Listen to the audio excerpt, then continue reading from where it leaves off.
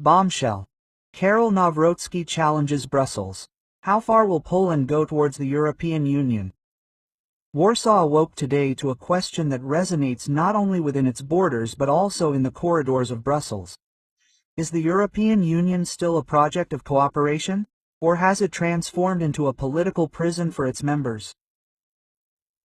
Current Polish President Karol Nawrocki left no doubt in his latest speech, broadcast on national television. With a strong tone and measured gestures, Nawrocki delivered a series of harsh accusations against the European Union, accusing the bloc of exceeding the limits of its competences and attempting to dictate the direction of Polish sovereignty. The president stated that Poland can no longer submit to the imposed decisions of distant technocrats who are ignorant of our culture, our values, and our history. In his view, Brussels has ceased to be a space for dialogue among equal partners and has begun to act as a hidden government, forcing member states to adopt policies that often conflict with local needs. Nawrocki's main criticism concerns economic dependence, which he claims the European Union uses as a tool of political blackmail. Citing recent funding cuts for Poland, he emphasized that financial resources should be a right, not a reward for blind obedience. To bolster his argument, Nawrocki invoked Polish history, recalling that the country had survived centuries of foreign domination, territorial partitions, and authoritarian regimes. If we resisted empires and dictatorship, we will not now accept hidden subordination under the blue and starry flag, he declared, drawing applause and immediate repercussions. This rhetoric resonated primarily with conservative and nationalist circles, who have long questioned Poland's continued membership in the European Union. At the same time, it sparked concerns among moderates who fear the country's isolation and possible economic retaliation. In the capital of the European Union, the speech had a bombshell effect. Parliamentarians and European leaders described Nawrocki's words as dangerous and inflammatory. Nevertheless, behind the scenes, diplomatic sources admit that the Polish criticism exposes a real wound. To what extent does the European Union truly respect the sovereignty of each member state? The European Parliament itself has long been engaged in intense debates about the bloc's future, especially after Brexit. Poland, with its strategic importance in Eastern Europe, could set a new and troubling precedent if it decides to engage in a more direct confrontation with Brussels. Nawrocki emphasizes that this is not a complete rejection of the European idea, but rather a warning. Poland wants cooperation, not subordination. It wants partnership, not tutelage. He also announced that if necessary, it will not hesitate to hold a referendum, leaving it to citizens to decide how far the country should yield to Brussels' pressure. The possibility of a Polexit still sounds remote and unlikely to analysts, but the mere mention is enough to shake markets and cause nervousness among allies. Karol Nawrocki's speech was not just another political statement. It was a manifesto that questioned the relationship between national sovereignty and supranational integration. It was a call to reflection for millions of Poles. Is it worth remaining in a bloc that, while promising security and prosperity, simultaneously threatens our freedom of choice? While Brussels reacts, and the domestic opposition criticizes the president's provocative tone, one thing is certain: Poland has definitively become the center of attention in European politics, and as Nawrocki aptly put it, there is no future for Europe unless each state can be master of its own destiny. Since taking office, President Karol Nawrocki has consistently built an image of a statesman unafraid of confrontation with external powers. His latest criticism of the European Union did not come out of nowhere. It is part of a deliberate move aimed at repositioning Poland on the international stage. For many analysts, Nawrocki's assertive stance reflects a growing sense in Poland that Poland gives more to the European Union than it receives. Although Warsaw benefited from investments in infrastructure financed by the bloc, the narrative of economic dependence began to lose steam amid the perception that decisions made in Brussels were becoming increasingly intrusive. In an exclusive interview with state television, the president emphasized that European funds function as a mechanism for obedience. According to Nawrocki, it's not just about money, but also about political conditions. Adopting specific social, environmental, and even legal agendas, which, in his opinion, disregard the specificity of Polish society. He asked, if every country has its own history, its own culture, and its own path, why should we accept one recipe imposed from above? This is not the EU, this is the coercion of words, which were met with enthusiasm by the rural population and conservative circles, who had already distrusted Brussels' intentions. For them, Nawrocki became the spokesman for a suppressed feeling. Poland should no longer be treated as a second-class country in Europe. The firmness of the Polish message is also beginning to resonate beyond the country's borders. In countries such as Hungary, Slovakia, and even Romania, parliamentarians are already pointing to Nawrocki's stance as an example of resistance to the centralization of power in Brussels. If Poland, one of the largest economies in Eastern Europe and a key element of the region's military security, decides to tighten its relations with the European Union, it could open the way to an unprecedented wave of opposition within the bloc. Behind Brussels' official declarations, there are clear signs of concern. Sources connected to the European Parliament admit that a dissatisfied Poland could destabilize the bloc's balance.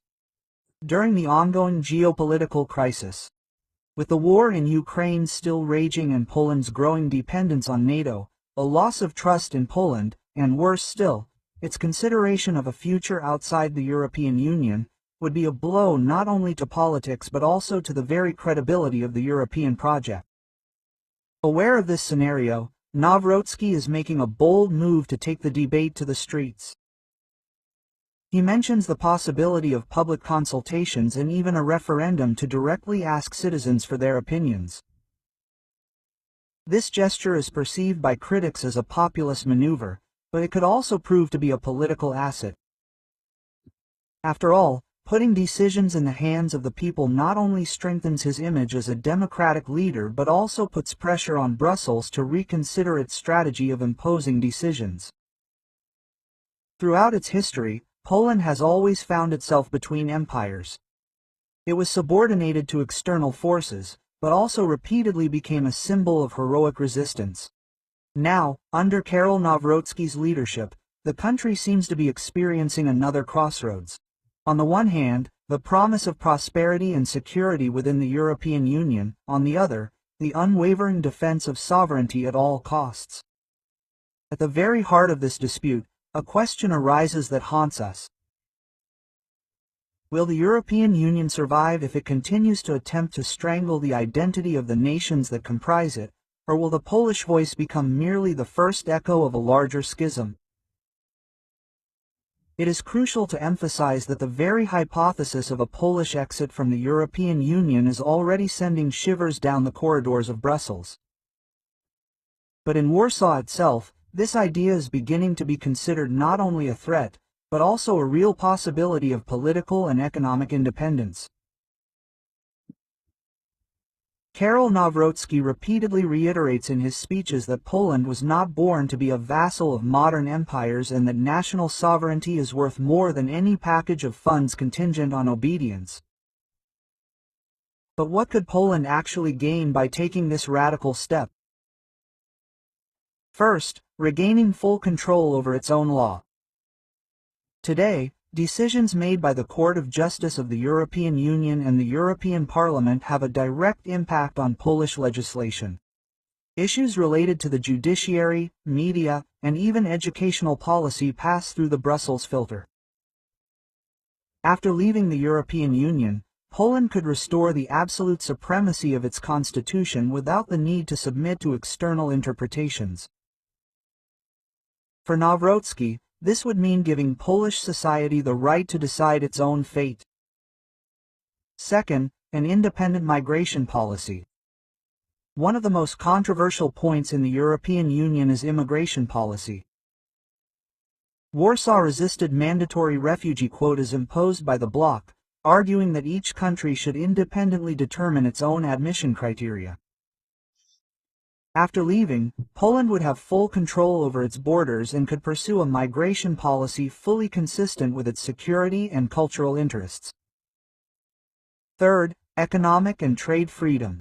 Currently, Poland must adhere to the principles of the European Common Market, which limits the conclusion of bilateral agreements with external powers. After leaving the bloc, the country would be free to negotiate direct agreements with the United States, Great Britain, China, and other developing countries. Economists close to the government argue that such an opening could attract strategic investments, especially in the energy sector and military technology, areas crucial to Poland's future. Fourth, energy and agriculture without imposed restrictions. Brussels exerts pressure to implement strict environmental policies, which critics say are harming the competitiveness of Polish agriculture and the energy sector.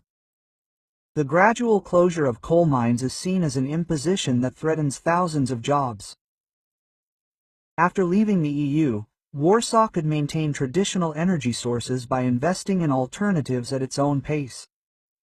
In agriculture, rural producers would gain freedom from quotas and regulations imposed by the bloc. Fifth, strengthening national identity. For many Poles, leaving the European Union would be more a matter of pride and identity than economics or politics. A gesture of independence in the face of centuries of external interference, from Russian Tsarism, German Nazism, Soviet communism, to present-day Brussels. Karol Nawrocki knows how to exploit this feeling like no other. We are a nation that has survived all attempts at erasure. We will not allow modern Europe to be another way to subjugate us. Of course, this is not a risk-free path. There could be losses in investments, restrictions on access to the European market, and even an outflow of foreign companies. However, for Nawrocki's supporters, the cost Polexit would be temporary, while the benefits of independence would be permanent. If Poland actually decides to take this step, it will not be just an economic or political move. It will be a tectonic shock in Europe. A direct message that the European Union must radically change or risk the collapse of its project. And the big question arises, does Brussels still have the strength to keep Poland in the EU structures, or has the nation, led by Karol Nawrocki, already decided that its fate is not written in foreign offices, but in Warsaw? One thing is certain. On the one hand, leaving the European Union would mean sovereignty and freedom of decision. On the other, the path to severing ties would bring Poland enormous challenges. Experts warn that Polexit cannot be compared to Brexit, as Poland's geopolitical and economic position is even more vulnerable to external pressures. Karol Nawrocki may gain popularity by challenging Brussels, but the uncomfortable question remains, is Poland prepared to bear the burden of such a choice? The first immediate loss of funds and investments. Since joining the European Union, Poland has received billions of euros in the form of subsidies for infrastructure, health, education, and agriculture. Modern roads, hospitals, and technological projects were created only thanks to these funds. After leaving the bloc, the financial flow would disappear almost overnight. Economists estimate that the country would lose up to 12 billion euros annually in cohesion funds. This gap is difficult to compensate for in a short time through bilateral agreements. Second, economic isolation. Currently, almost 80% of Polish exports go to EU countries. If Warsaw were to leave the bloc, customs duties would return, raising the costs of Polish products and reducing their competitiveness in the European market. This would mean immediate losses for key industries such as automotive, agriculture, and technology. Many foreign investors could relocate their factories to other countries still in the EU. Third, uncertainty for Poles living abroad. Approximately 2 million Poles live and work in EU countries. They currently enjoy the right to free movement, healthcare, and work without additional bureaucracy. In the case of Polexit, these citizens could face visa requirements, employment restrictions, and even loss of social benefits, which would create a silent humanitarian catastrophe directly affecting families. Fourth, diplomatic weakness. While Great Britain left the European Union, maintaining its global position and historic influence, Poland lacks such a margin of maneuver. Without the bloc, Warsaw would have to negotiate independently with giants like Germany, France, and even Russia. This could weaken Poland's position in security and defense debates, especially in the context of the war in Ukraine, where Poland plays a key role as a border state and NATO ally. Fifth, impact on currency and financial stability. Although Poland still uses the zloty, not the euro, the country's economic stability is closely linked to the European market. A chaotic exit from the EU could result in capital outflows, currency depreciation, and rising unemployment, as well as raising the prices of imported products. Karol Nawrocki emphasizes that Poland does not want a complete severance of relations, but only a redefinition of the terms of cooperation with the European Union. The problem is that by pushing the rhetoric to the limit, it opens the door to a dangerous debate. How far are Poles willing to sacrifice security and prosperity in the name of absolute sovereignty? The truth is, Polexit it would bring both benefits and losses, but no one can predict which side will prevail.